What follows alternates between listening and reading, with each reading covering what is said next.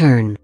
You invisible. Instead, the chief power of the rings was a prevention or slowing of decay, the preservation of what is desired or loved or its semblance. Even wondered why Elvis lands looks so much more beautiful than the rest of Middle-earth. It's because of the three rings holding back the decay and wages of time. Sauron used their obsession with the physical world, the glory and grandeur and beauty that they have created against them. They wanted the peace and bliss and perfect memory of the West, and yet to remain on the ordinary earth, where their prestige as the highest people above wild elves, dwarves and men was greater than at the bottom of the hierarchy of Eleanor. They thus became obsessed with the fading and decay of the physical world. Their efforts all really are kind of embalming, even though they also retained that old motive of their kind, the adornment of the earth and the healing of its hurts. In forging the rings, the elves were tempted by getting more power over the physical world, and in a sense pouring themselves more into it. It left people like Galadriel vulnerable to the One Ring, and we see that in Fellowship. You know, this is in its own way pride, this is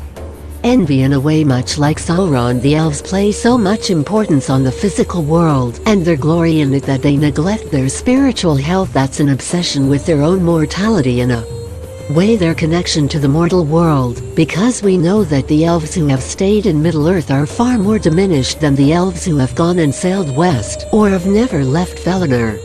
In the first place, these guys are faded. Even though they have managed to keep up these grand kingdoms, they're more distant from the Valor than ever, and they refuse to travel west, and in some cases they're even banned from doing so. Now, of course, Sauron took a much darker path towards tyranny with this concern for the physical world and a desire to control it, but both of these begin in that morally complicated place of wanting to assert yourself and tie yourself to the world, becoming obsessed with it and forgetting the spiritual values and spiritual life that you have inside you. Over and over, there is the sense that becoming too attached to the physical world, to the things that we lose when we die, warps our perception of what really matters, that it can lead us to prioritize the wrong things, to do wrong to those who we might call kin spiritually but not physically, to damage a world we have a spiritual responsibility for but what feels like a physical entitlement. To use a coarse thematic element in Tolkien's mythos is how evil cannot create, only corrupt, that nothing is evil in the beginning, it has only turned. So Tolkien toys with the idea of orcs being the tortured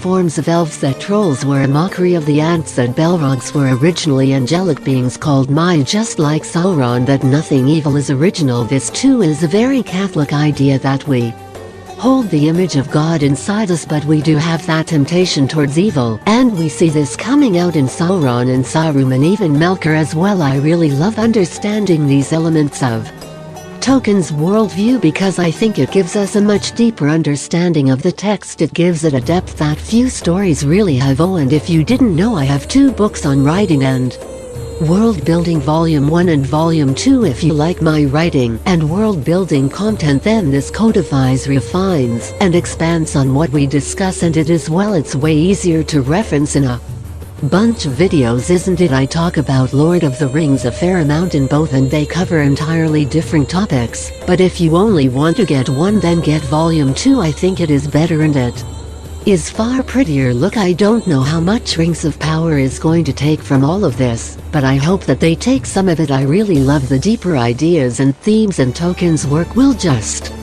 have to see. You know, in the meantime, how concerned are you with the physical world? I don't know. Let me know down below. Stay nerdy, and I'll see you in the future. If you like this video, subscribe for more upcoming videos.